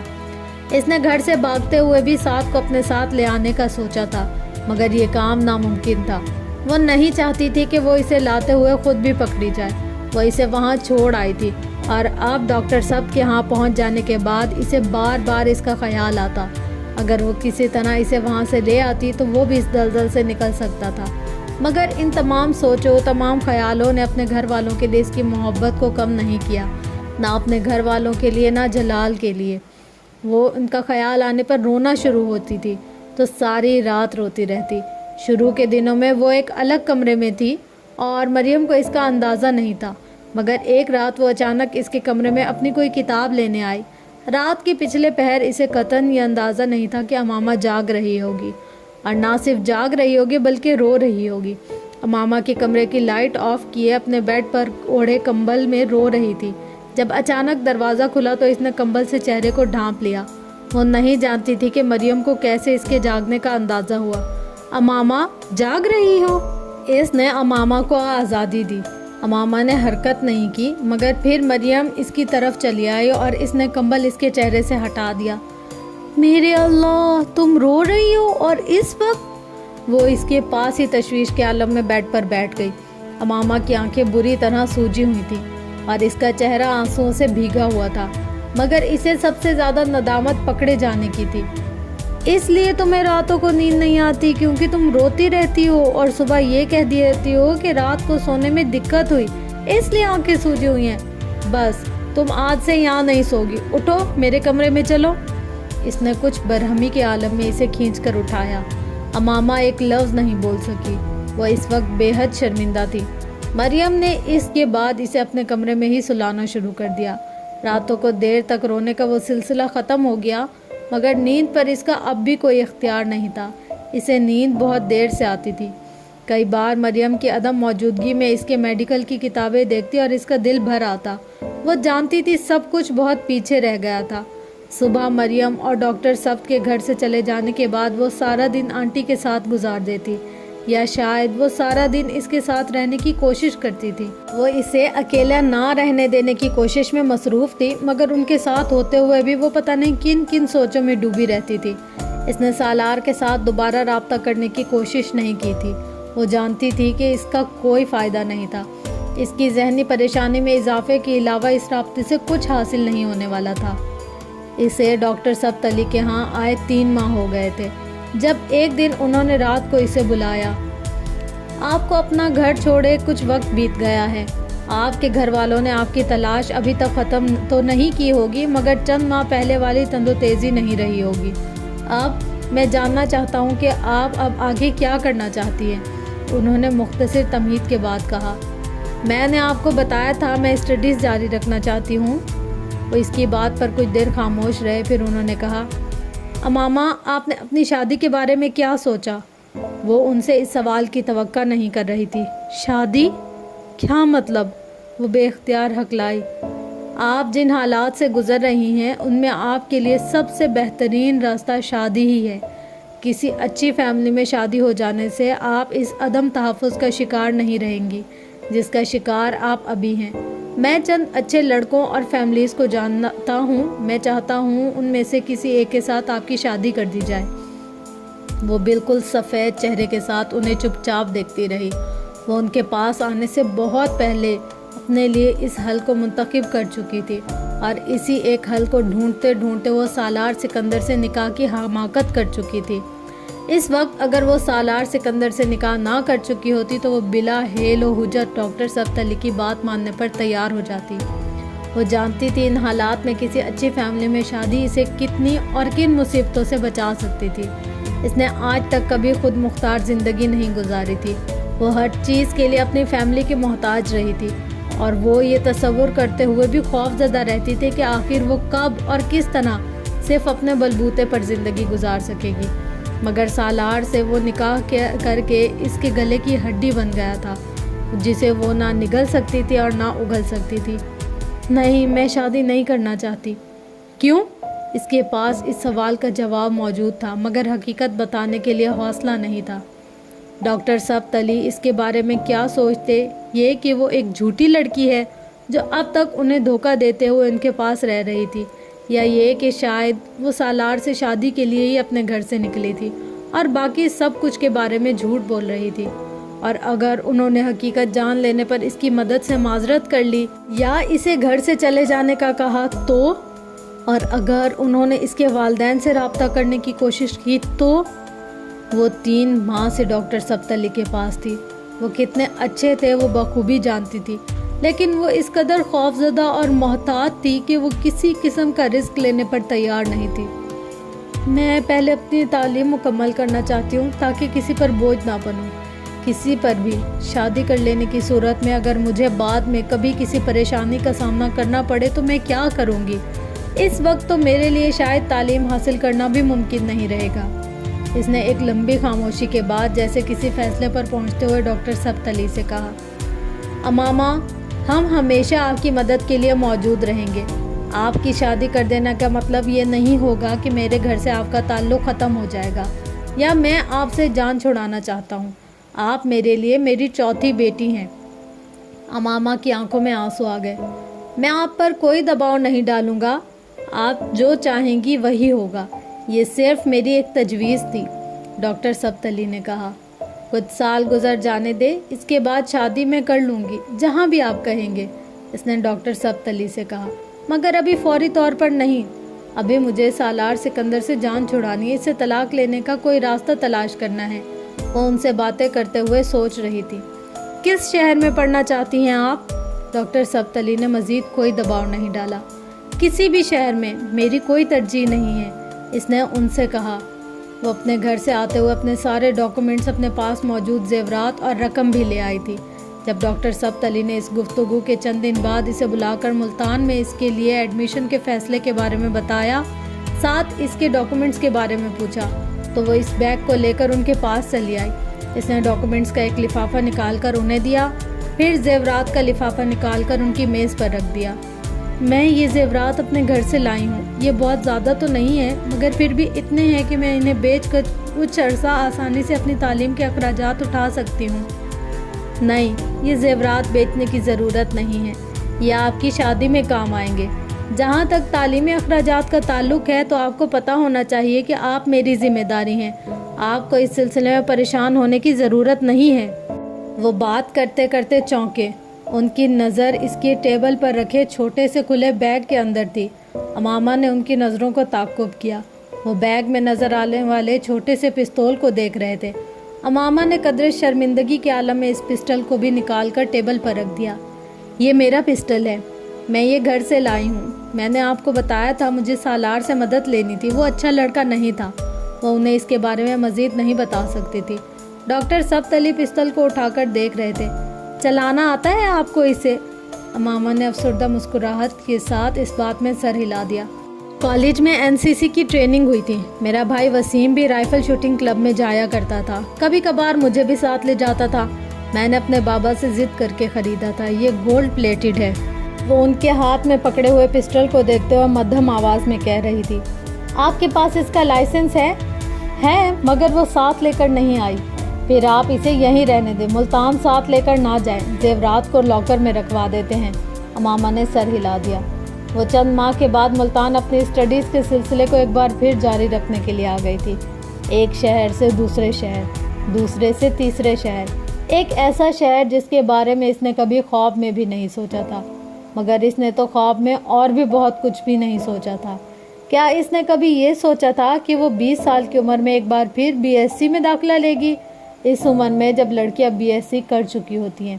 क्या इसने कभी ये सोचा था कि वो अपनी मर्ज़ी से मेडिकल कॉलेज छोड़ देगी? क्या इसने कभी ये सोचा था कि वो अपने वालिदैन के लिए कभी इस कदर तकलीफ़ और शर्मिंदगी का बाइस बनेगी?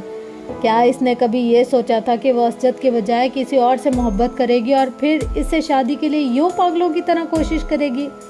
क्या इसने कभी ये सोचा था कि इन कोशिशों में नाकामी के बाद वो सालार सिकंदर जैसे लड़की के साथ अपनी मर्ज़ी से निकाह कर लेगी? और क्या इसने ये सोचा था कि एक बार घर से निकल जाने के बाद इसे डॉक्टर सब्तली के घर आने जैसा घर मिल सकेगा? इसे बाहर की दुनिया में फिरने की आदत नहीं थी और इसे बाहर की दुनिया में फिरना नहीं पड़ा था। अपने घर से निकलते वक्त इसने अल्लाह से अपनी हिफाजत की बेतहाशा दुआएं मांगी थी। इसने दुआएं की थी कि इसे दर बदर ना फिरना पड़े। वो इतनी बोल्ड नहीं थी कि वो मर्दों की तरह हर जगह दंदनाती फिरती, और वाकई नहीं जानती थी कि जब इसे अपने छोटे छोटे कामों के सिलसिले में खुद जगह जगह फिरना पड़ेगा, हर तरह के मर्दों और लोगों का सामना करना पड़ेगा, तो वो कैसे करेगी? वो भी इस सूरत में जब इसके पीछे फैमिली बैकग्राउंड नाम की कोई चीज़ ही नहीं रही थी। वो अपनी फैमिली के साए के नीचे लाहौर आकर मेडिकल कॉलेज में पढ़ना और आगे तालीम हासिल करने के लिए बाहर जाने के ख्वाब देखना और बात थी। तब इसके लिए कोई माली मसाइल नहीं थे और हाशिम मुबीन अहमद के पास इतनी दौलत और असर व रसूख था कि वो सिर्फ हाशिम मुबीन अहमद के नाम के हवाला किसी भी शख्स को इससे बात करते हुए मरूब और महतात कर देने के लिए काफ़ी था। घर से निकलने के बाद इसे जिस माहौल के सामने का खदशात था, इस माहौल का सामना इसे नहीं करना पड़ा था। पहले सालार इसे बखैरियत लाहौर छोड़ गया था और इसके बाद डॉक्टर सब्तली तक रसाई, इसके बाद इसे अपने छोटे बड़े किसी काम के लिए किसी दिक्कत का सामना नहीं करना पड़ा था। डॉक्यूमेंट्स में नाम की तब्दीली, मुल्तान में एडमिशन, हॉस्टल में रिहाइश का इंतज़ाम, इसके तालीमी अखराजात की ज़िम्मेदारी, वो इस एक नेमत के लिए खुदा का जितना शुक्र अदा करती वो कम था। कम अज़ कम इसे किसी बुरे माहौल में बका की जंग लड़ने के लिए जगह जगह धक्के खाने नहीं पड़े थे। वो मुल्तान चली आई। ये इसकी ज़िंदगी के एक नए दौर का आगाज़ था, एक मुश्किल और तकलीफ़दा दौर। वो हॉस्टल में रह रही थी और वो अजीब ज़िंदगी थी। बाज़ दफ़ा इसे इस्लामाबाद में अपना घर और ख़ानदान के लोग इतनी शिद्दत से याद आते اس کا دل چاہتا وہ بھاگ کر ان کے پاس چلی جائے۔ بعض دفعہ وہ بغیر کسی وجہ کے رونے لگتی۔ بعض دفعہ اس کا دل چاہتا کہ وہ جلال النصر سے رابطہ کرے اور وہ بے تحاشا یاد آتا۔ وہ بی ایس سی کر رہی تھی اور اس کے ساتھ بی ایس سی کرنے والی لڑکیاں وہی تھی جو ایف ایس سی میں میرٹ لسٹ پر نہیں آ سکی تھی، اور اب وہ بی ایس سی کرنے کے بعد میڈیکل کالج میں جانے کی خواہش مند تھی۔ میڈیکل کالج، ڈاکٹر، اس کے لیے بہت عرصے تک یہ دونوں الفاظ نشتر بنے رہے۔ کئی بار وہ اپنے ہاتھوں کی لکیروں کو دیکھ کر حیران ہوتی رہتی۔ آخر وہاں کیا تھا جو ہر چیز کو مٹھی کی ریت بنا رہا تھا؟ کئی بار اسے جویریہ سے کی جانے والی اپنی باتیں یاد آتی۔ میں اگر ڈاکٹر نہیں بن سکی تو میں تو زندہ ہی نہیں رہ سکوں گی، میں مر جاؤں گی۔ وہ حیران ہوتی، وہ مری تو نہیں تھی، اسی طرح زندہ تھی۔ پاکستان کی سب سے مشہور آئی اسپیشلسٹ۔ یہ سب کچھ ایک خواب ہی رہا تھا۔ وہ ہر چیز کے اتنے پاس تھی اور وہ ہر چیز سے اتنا دور تھی۔ اس کے پاس گھر نہیں تھا، اس کے پاس گھر والے نہیں تھے، اس کے پاس اسجد نہیں تھا، میڈیکل کی تعلیم نہیں تھی، جلال بھی نہیں تھا۔ وہ زندگی کی ان آسائشوں سے ایک ہی جھٹکے میں محروم ہو گئی تھی جن کی وہ عادی تھی، اور اس کے باوجود وہ زندہ تھی۔ امامہ کو کبھی اندازہ نہیں تھا کہ وہ اس قدر بہادر تھی یا کبھی ہو سکتی تھی، مگر وہ ہو گئی تھی۔ وقت گزرنے کے ساتھ ساتھ اس کی تکلیف میں کمی ہونا شروع ہو گئی، یوں جیسے اسے صبر آ رہا تھا۔ اللہ کے بعد شاید زمین پر یہ ڈاکٹر سب تھے جن کی وجہ سے وہ آہستہ آہستہ سنبھلنے لگی تھی۔ مہینے میں ایک بار ویکینڈ پر وہ ان کے پاس لاہور آتی اور وقتاً فوقتاً اسے ہاسٹل فون کرتے رہتے، اسے کچھ نہ کچھ بھجواتے رہتے۔ ان کی بیٹیاں اور بیوی بھی اس کا بہت خیال رکھتے۔ وہ ان کے نزدیک ان کے گھر کا ایک فرد بن چکی تھی۔ اگر یہ لوگ نہ ہوتے تو میرا کیا ہوتا، وہ کئی بار سوچتی تھی۔ ملتان میں اپنے قیام کے دوران بھی اس نے سالار کو کبھی اپنے ذہن سے فراموش نہیں کیا تھا۔ تعلیم کا سلسلہ باقاعدہ طور پر شروع کرنے کے بعد وہ ایک بار اس سے رابطہ کرنا چاہتی تھی، اور اگر وہ پھر اسے طلاق دینے سے انکار کر دیتا تو وہ بالآخر ڈاکٹر سبت علی کو اس تمام معاملے کے بارے میں بتا دینا چاہتی تھی۔ اور سالار سے رابطہ اس نے بی ایس سی کے امتحانات سے فارغ ہونے کے بعد لاہور آنے سے پہلے کیا۔ اپنے پاس موجود سالار کے موبائل کا استعمال وہ بہت پہلے ترک کر چکی تھی۔ وہ نہیں جانتی تھی کہ 2 سال کے عرصے میں سالار دوبارہ اسی موبائل کا استعمال کرنا شروع کر چکا ہے، یا پھر اس نے نئے نمبرز کو استعمال کر رہا ہے جس نے اپنا موبائل دینے کے بعد دیا تھا۔ ایک پی سی او سے اس نے سب سے پہلے اس کا نیا نمبر ڈائل کیا۔ وہ نمبر کسی کے استعمال میں نہیں تھا۔ پھر اس نے اپنے پاس موجود موبائل کے نمبر کو ڈائل کیا۔ وہ نمبر بھی کسی کے استعمال میں نہیں تھا۔ اس کا واضح مطلب یہی تھا کہ اب وہ کوئی اور نمبر لیے ہوئے تھا اور وہ نمبر اس کے پاس نہیں تھا۔ اس نے بالآخر گھر کا نمبر ڈائل کیا۔ کچھ دیر تک بیل ہوتی رہی، پھر فون اٹھا لیا گیا۔ ہیلو، کسی عورت نے دوسری طرف سے کہا۔ ہیلو، میں سالار سکندر سے بات کرنا چاہتی ہوں، امامہ نے کہا۔ سالار صاحب سے؟ آپ کون بول رہی ہیں؟ امامہ کو اچانک محسوس ہوا جیسے اس عورت کے لہجے میں یکدم تجسس پیدا ہوا تھا۔ امامہ کو پتہ نہیں کیوں اس کی آواز شناسا سی لگی تھی۔ اس سے پہلے وہ کچھ کہتی، اچانک اس عورت نے بڑی پرجوش آواز میں کہا، امامہ بی بی، آپ امامہ بی بی ہیں؟ ایک کرنٹ کھا کر امامہ نے بے اختیار کریڈل دبا دیا۔ وہ کون تھی جس نے اسے صرف آواز سے پہچان لیا تھا؟ اتنے سالوں بعد بھی، اور اتنی جلدی، وہ بھی سالار سکندر کے گھر پر؟ کچھ دیر اس کے ہاتھ کانپتے رہے۔ وہ پی سی او کے اندر والے کیبن میں تھی اور کچھ دیر ریسیور اسی طرح ہاتھ میں لیے بیٹھی رہی۔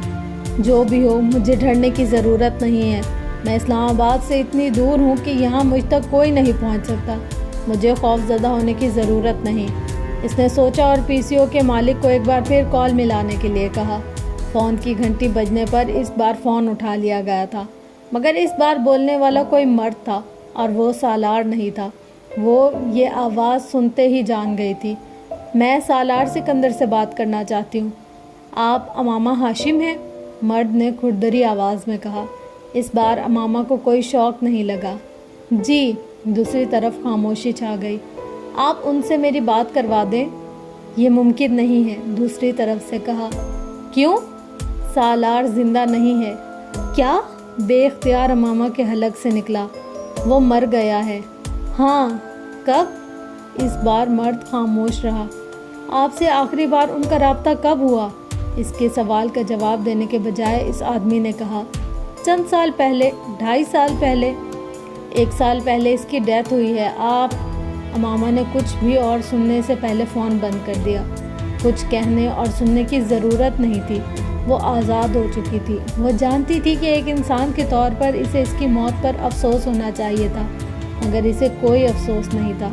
अगर इसने इस तरह इसे तलाक देने से इनकार ना किया होता तो यकीनन इसके लिए दुख महसूस करती, मगर इस वक्त 2.5 साल बाद इसे बेख्तियार सुकून और खुशी का एहसास हो रहा था। वो तलवार जो इसके सर पर लटकी हुई थी वो गायब हो चुकी थी। इसे अब डॉक्टर सब्तली को कुछ भी बताने की ज़रूरत नहीं थी। वो सही मायनों में आज़ाद हो चुकी थी। वो इसका वहाँ हॉस्टल में आखिरी दिन था और इस रात इसने सालार सिकंदर के लिए बख्शिश के लिए दुआ की।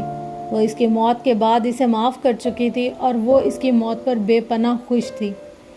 इससे फ़ोन पर बात करने वाली वही मुलाजमा थी जो सालार के साथ साथ इसके घर में भी काम करती रही थी और इसने अमामा की आवाज़ को फ़ौरन पहचान लिया था। अमामा का फ़ोन बंद करते ही वो कुछ इस्तराब और जोश व खरोश के आलम में सिकंदर उस्मान के पास पहुंच गई। ये एक इत्तफाक ही था कि इस दिन तबीयत ख़राबी की वजह से वो घर पर ही थे। अभी कुछ देर पहले एक लड़की का फ़ोन आया है, वो सालार साहब से बात करना चाहती थी। तो तुमने बात करवा देती? सिकंदर उस्मान कदरे लापरवाही से बोले। ये इत्तफाक ही था कि सालार भी इन दिनों पाकिस्तान आया हुआ था और घर पर मौजूद था। मुलाजमा कुछ हिचकिचाई। साहब जी, वो अमामा बीबी थी। सिकंदर उस्मान के हाथ से चाय का कप छूटते छूटते बचा। वो एकदम हवास बाख्ता नजर आने लगे। अमामा हाशिम की बेटी? मुलाजमा ने इस बात में सर हिला दिया। सिकंदर उस्मान का सर घूमने लगा। तो क्या सालार हर एक को बेवकूफ़ बना रहा है? वो अभी तक अमामा के साथ राब्ते में है और वो जानता है वो कहाँ है, तो फिर यकीनन वो इससे मिलता भी रहा होगा। उन्होंने बेख्तियार सोचा। इसने तुम्हें खुद अपना नाम बताया? उन्होंने चाय का कप एक तरफ रखते हुए कहा। नहीं, मैंने उनकी आवाज़ पहचान ली और जब मैंने उनका नाम लिया उन्होंने फ़ोन बंद कर दिया, मुलाजमा ने सिकंदर उस्मान को बताया। मगर मुझे यकीन है वो उन्हीं की आवाज़ थी। मुझे कम से कम इस बारे में कोई धोखा नहीं हो सकता। इससे पहले कि सिकंदर उस्मान कुछ कहते उन्होंने फ़ोन की घंटी सुनी, मगर इस बार वो ड्राइंग रूम में मौजूद एक्सटेंशन की तरफ बढ़ गए और उन्होंने फ़ोन उठा लिया। दूसरी तरफ मौजूद लड़की एक बार फिर सालार सिकंदर का पूछ रही थी। उनके इस्तफसार पर इसने ये तस्लीम कर लिया कि वो अमामा हाशिमी थी।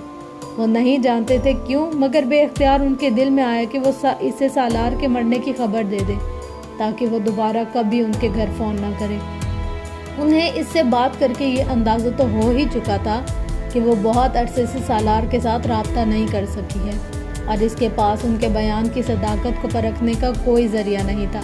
वो दोबारा राब्ता ना करती तो उनकी जान इससे हमेशा छूट सकती थी।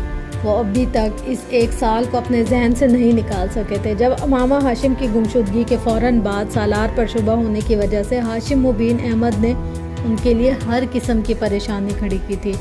बहुत से सरकारी दफातर जहां पहले उनकी फर्म की फ़ाइल्स बहुत आसानी से निकल आई थी, महीनों फंसी रहीं। उनके घर धमकी आमेज़ कॉल्स और ख़त आते रहे। कई लोगों ने बिलवास्ता तौर पर उन पर दबाव डाला कि वो हाशिम मुबीन अहमद की बेटी की वापसी के लिए उनकी मदद करें।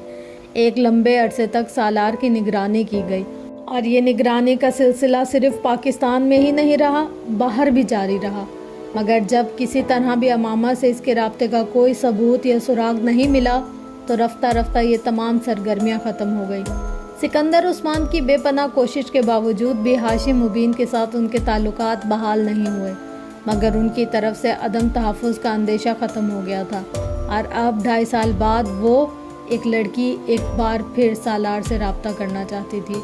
वो किसी सूरत भी दोबारा उन हालात का सामना ना खुद करना चाहते थे, ना ही सालार को करने देना चाहते थे। अगर वो खुद हाशिम मुबीन अहमद की टक्कर के आदमी ना होते तो वो अब तक इससे ज़्यादा नुकसान उठा चुके होते, जितना नुकसान उन्होंने इस 1 साल और ख़ास तौर पर शुरू के चंद माह में उठाया था। वो अमामा को इस तलाक़नामे की एक कॉपी भिजवाना चाहते थे जो सालार की तरफ से उन्होंने तैयार किया था और उन्हें इसमें कोई दिलचस्पी नहीं थी कि वो जायज़ था या नाजायज़। वो सिर्फ अमामा को ये यकीन दिलाना चाहते थे कि सालार या इसके ख़ानदान के साथ इसका कोई ताल्लुक़ ना होना चाहिए, ना ही होगा। अगर कुछ था भी तो वो सालार की मौत, اور اس سے پہلے کہ تحریر شدہ اس طلاق نامے کے ساتھ ہی ختم ہو گیا تھا، مگر یہ ایک اور اتفاق تھا کہ امامہ نے ان کی بات مکمل طور پر سنے بغیر فون بند کر دیا۔ انہوں نے فون کو ٹریس آؤٹ کرنے کی کوشش کی، مگر وہ ملتان کی پی سی او کا ثابت ہوا۔ سالار ایک ہفتہ بعد واپس امریکہ جانے والا تھا اور انہوں نے اس ایک ہفتہ اس کی مکمل طور پر نگرانی کروائی۔ وہ ملازموں کو ہدایت دے چکے تھے کہ کسی کا بھی فون آئے وہ کسی بھی صورت سالار سے بات نہ کروائیں، چاہے وہ فون کسی مرد کا ہو یا عورت کا، جب تک وہ خود یہ نہ جان لے کہ وہ فون کرنے والا کون تھا۔ ملازموں کو بھی وہ سختی کے ساتھ منع کر چکے تھے کہ وہ سالار کو امامہ کی اس کال کے بارے میں نہ بتائے۔ ایک ہفتے کے بعد جب سالار واپس امریکہ چلا گیا تو انہوں نے سکھ کا سانس لیا۔ سر پر آئی ہوئی آفت ایک بار پھر ٹل گئی تھی۔ سالار کی واپسی کے چند ہفتے بعد انہیں ایک لفافہ موصول ہوا۔ امامہ نے لاہور پہنچنے کے بعد وہ موبائل بیچ دیا تھا، وہ اسے واپس نہیں بھجوا سکتی تھی، اور سالار کی وفات کے بعد اب یہ امکان نہیں تھا کہ کبھی اس کے ساتھ آمنا سامنا ہونے کی صورت میں وہ اسے وہ موبائل واپس دے سکے گی۔ اس نے موبائل بیچنے سے ملنے والی رقم کے ساتھ اپنے پاس موجود کچھ اور رقم شامل کی۔ وہ اندازاً ان کالز کے بل کی رقم تھی جو 2.5-3 سال پہلے سالار نے ادا کیے ہوں گے، اور چند دوسرے اخراجات جو اپنے گھر قید کے دوران اور وہاں سے لاہور فرار کے دوران سالار نے اس پر کیے تھے۔ اس کے ساتھ سکندر عثمان کے نام ایک مختصر نوٹ بھجوایا، ٹریولرز چیک۔ اس کے سر پر موجود اس آدمی کا قرض بھی اتر گیا تھا۔ اس رقم اور اس کے ساتھ ملنے والے نوٹ سے سکندر عثمان کو تسلی ہو گئی تھی کہ وہ دوبارہ اس سے رابطہ نہیں کرے گی، اور یہ بھی کہ اس نے واقعی ان کی بات پر یقین کر لیا تھا۔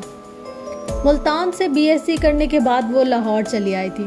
اسے گھر چھوڑے 3 سال ہونے والے تھے، اور اس کا خیال تھا کہ اب کم از کم اسے تلاش نہیں کیا جائے گا جس طرح پہلے کیا جا رہا تھا۔ اگر کیا بھی گیا تو صرف میڈیکل کالجز پر نظر رکھی جائے گی۔ اس کا یہ اندازہ صحیح ثابت ہوا۔ اس نے پنجاب یونیورسٹی میں کیمسٹری میں ایم ایس سی کے لیے ایڈمیشن لے لیا تھا۔ اتنا عرصہ گزر جانے کے بعد بھی وہ بے حد محتاط تھی۔ یہ لاہور تھا، یہاں کسی وقت بھی کوئی اسے پہچان سکتا تھا۔ ملتان میں وہ صرف چادر اوڑھ کر کالج جاتی تھی۔ لاہور میں اس نے نقاب لگانا شروع کر دیا تھا۔ لاہور میں دوبارہ واپسی کے بعد وہ ڈاکٹر سبت علی کے ساتھ نہیں رہی تھی، وہ سعیدہ ماں کے پاس رہنے لگی تھی۔ سعیدہ ماں سے اس کی پہلی ملاقات ڈاکٹر سبت علی نے ملتان جانے سے پہلے لاہور میں کروائی تھی۔ سعیدہ ماں کے بہت سے عزیز و اقارب ملتان میں رہتے تھے۔ ڈاکٹر سبت علی امامہ کو ان سے آگاہ کرنا چاہتے تھے تاکہ ملتان میں قیام کے دوران کسی بھی ضرورت یا ایمرجنسی میں وہ ان کی مدد لے سکے۔ سعیدہ ماں ایک 65-70 سالہ بے حد باتونی اور ایکٹیو عورت تھی۔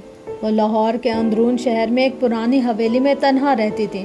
ان کے شوہر کا انتقال ہو چکا تھا، جبکہ 2 بیٹے بیرون ملک تعلیم حاصل کرنے کے بعد وہیں مقیم تھے۔ وہ دونوں شادی شدہ تھے۔ ان کے بے حد اصرار کے باوجود سعیدہ ماں باہر جانے پر تیار نہیں تھی۔ ان کے دونوں بیٹے باری باری ہر سال پاکستان آیا کرتے اور کچھ عرصہ قیام کے بعد واپس چلے جاتے تھے۔ ڈاکٹر سبت علی سے ان کی قرابت داری تھی، وہ ان کی کزن ہوتے تھے۔ ڈاکٹر سبت علی نے امامہ کے بارے میں پہلے ہی سعیدہ ماں کو بتا دیا تھا، اس لیے جب وہ ان کے ساتھ ان کے گھر پہنچی تو وہ بڑی گرمجوشی سے اس سے ملی تھی۔ انہوں نے ملتان میں موجود تقریباً اپنے ہر رشتہ دار کے بارے میں تفصیل اس کے گوش گزار کر دی تھی، اور پھر شاید اس سب کو ناکافی جانتے ہوئے انہوں نے خود ساتھ چل کر اسے ہاسٹل چھوڑانے کی آفر کی، جسے ڈاکٹر سبت علی نے نرمی سے رد کر دیا تھا۔ نہیں آپا، آپ کو زحمت ہوگی۔ ان کے بے حد اصرار کے باوجود وہ نہیں مانے تھے۔ بہتر تو یہ ہے بھائی صاحب کہ آپ اسے میرے بھائیوں میں سے کسی کے گھر ٹھہرا دیں، بچی کو گھر جیسا آرام اور ماحول ملے گا۔ انہیں اچانک ہاسٹل پر اعتراض ہونے لگا۔ پھر انہوں نے ہاسٹل کی زندگی کے کئی مسائل کے بارے میں روشنی ڈالی تھی، مگر ڈاکٹر سبت علی اور خود وہ بھی کسی کے گھر میں رہنا نہیں چاہتی تھی۔ ہاسٹل بہترین آپشن تھا۔